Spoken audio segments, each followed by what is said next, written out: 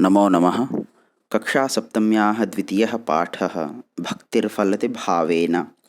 अस्य अभ्यासकार्यं कुर्मः। भक्तिर्फलति भावेन। भक्ति फलित होता है भाव से, अर्थात जब भी हम अच्छे मन से भक्ति करते हैं तो उसका फल मिलता है। तो इसलिए यह हर जगह पर लागू होता है यह नियम। जो भी काम करे यदि मन से करते हैं तो उसका फल अवश्य मिलता है। तो अब अभ्यास कार्य करते हैं। प्रश्न संख्या प्रथमः पाठस्य साभिनयं वाचनं कुरुत, अर्थात पाठ का अभिनय पूर्वक अर्थात नाट्य के द्वारा वाचन करना है। प्रश्न संख्या द्वितीयः एक पदेन उत्तराणि लिखत, अर्थात हमें एक पद में उत्तर देना है, लिखना है। मतंगस्य शिष्या का अस्ति, माने मतंग ऋषि के शिष्या कौन है? माता शबरी। रामेण सह तपोवनम कह गच्छति, भगवान श्री राम के साथ तपोवन कौन जाता है? लक्ष्मणः। शबरी कस्य प्रतीक्षां करोति, माता शबरी किनकी प्रतीक्षा करती है? श्री रामस्य। शबरी रामाय किम फलम यच्छति, शबरी राम के लिए कौन सा फल देती है? बदरी फलम, बेर का फल। प्रश्न संख्या तृतीयः पूर्ण वाक्येन उत्तराणि लिखत, हमें अभी पूरे वाक्य में उत्तर देना है। शबरी किमर्थम खिन्ना अस्ति, शबरी किस लिए दुखी है? अद्य तस्य मनः उद्विग्नमस्ति, सा सर्वैः उपेक्षिता, अतः शबरी खिन्ना अस्ति। आज उसका मन उतावला है, परेशान है और सभी के द्वारा उपेक्षित है, तिरस्कृत है, तो इसलिए आज उसका मन थोड़ा सा दुखी है। भक्ति केन फलति, भक्ति किससे फलित होता है, माने इसका फल कैसा मिलता है? भक्ति भावेन फलति, भक्ति भाव से फलित होता है, अर्थात अच्छे मन से ही भक्ति का फल मिलता है। शबरी कुत्र रामस्य प्रतीक्षां करोति, शबरी कहाँ पर राम की प्रतीक्षा करती है? शबरी तपोवने रामस्य प्रतीक्षां करोति, माता शबरी तपोवन में भगवान श्री राम की प्रतीक्षा करती है। तपोवनम कीदृशम अस्ति, जो तपोवन कैसा है? तपोवनम अति पवित्रम अस्ति, जो तपोवन है अत्यधिक पवित्र है। प्रश्न संख्या चतुर्थः घटनाक्रमानुसारेण वाक्यानि लिखत, जो कहानी हमने पढ़ी है उसको जो वाक्य पहला है उस प्रकार क्रमशः हमें वाक्यों को लिखना है। तो पहला, शबरी रामाय बदरी फलानि यच्छति, अर्थात माता शबरी राम को बदरी फल, बेर के फल देती है।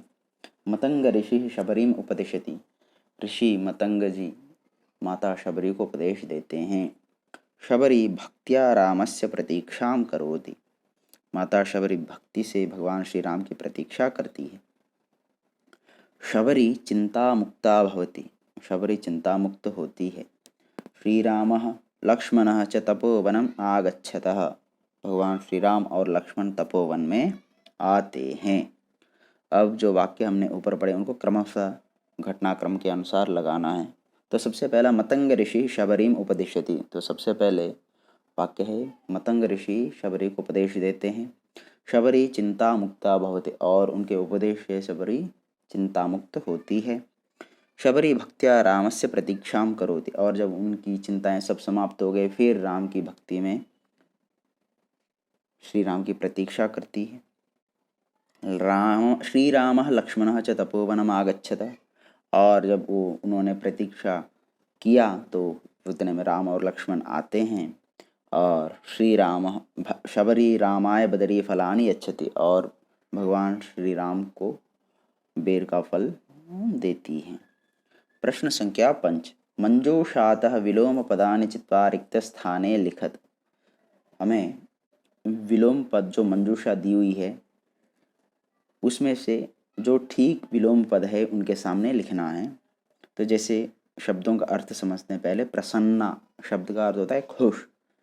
शीघ्रम शब्द का अर्थ होता है जल्दी। विस्मरणम शब्द का अर्थ होता है भूलना, याद न रहना। विफलम शब्द का अर्थ होता है असफल, फेल। असत्यम शब्द का अर्थ होता है झूठ। दूरे शब्द का अर्थ होता है दूर में। अब इसका विलोम पद स्मरणम शब्द मतलब याद रहना, और इसका उल्टा विस्मरणम भूलना। सफलम सफल होना, विफलम असफल होना। खिन्ना दुखी, प्रसन्ना। सत्यम सच, असत्यम झूठ। शनैः धीरे। शीघ्रम जल्दी। समीपे पास में। दूरे दूर में। प्रश्न संख्या 6। स्थूल पदानि आधृत्य प्रश्न निर्माणम कुरुत, अर्थात स्थूल पदों को लेकर हमें प्रश्नों का निर्माण करना है। तो सबसे पहला, श्री रामः अस्माकं आश्रयः, भगवान श्री राम हमारे आश्रय हैं।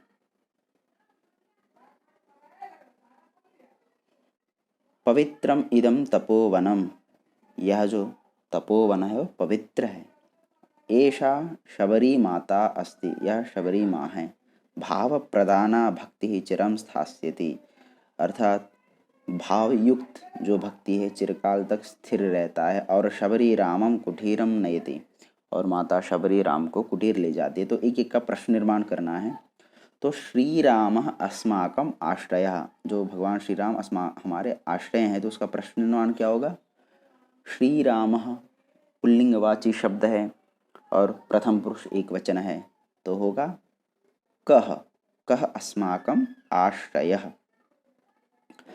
पवित्रम इदं तपोवनम, यहाँ जो पवित्र शब्द तपोवन के लिए प्रयोग किया गया है और उसका विशेषण है। तो जब भी विशेषण प्रयोग करते हैं, यदि पुल्लिंग में विशेषण का प्रयोग प्रश्नवाचक में करना हो तो कीदृशः, नपुंसकलिंग में कीदृशम और स्त्रीलिंग में कीदृशी प्रायशः प्रयोग होता है। तो इसलिए यहाँ पर कीदृशम इदं तपोवनम, यह तपोवन कैसा है।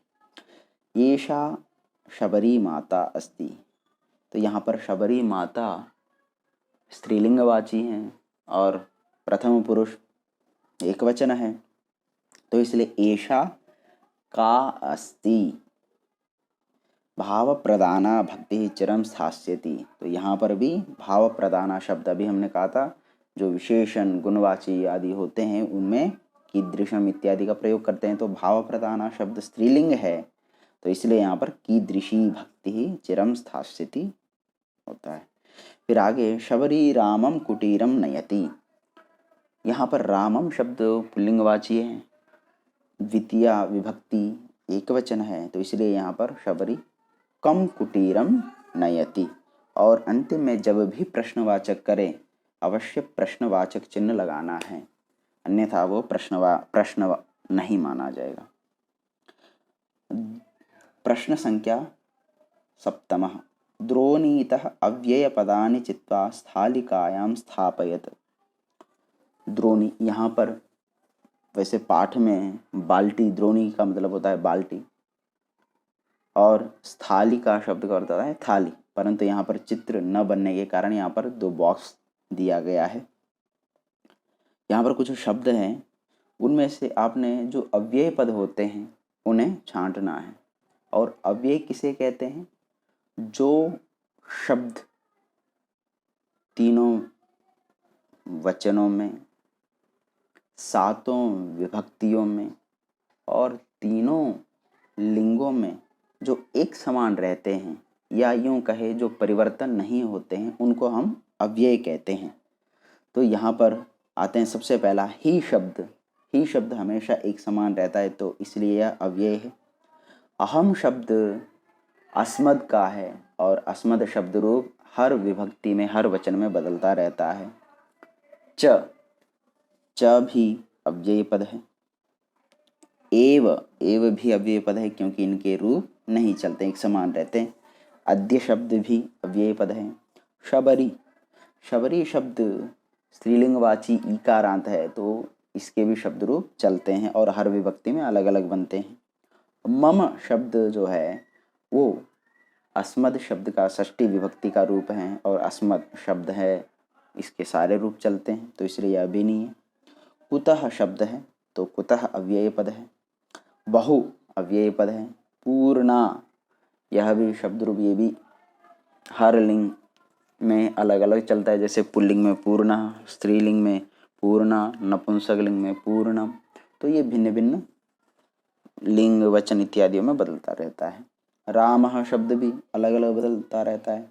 माता शब्द मातृका है और ये संबोधन में बनता है, तो इसलिए ये सारे के सारे शब्द रूप जो परिवर्तन होते हैं वो शब्द रूप हैं, और जो परिवर्तन नहीं होते हैं सभी विभक्तियों में, सभी वचनों में, सभी लिंगों में एक समान जो रहते हैं वो अव्यय हैं।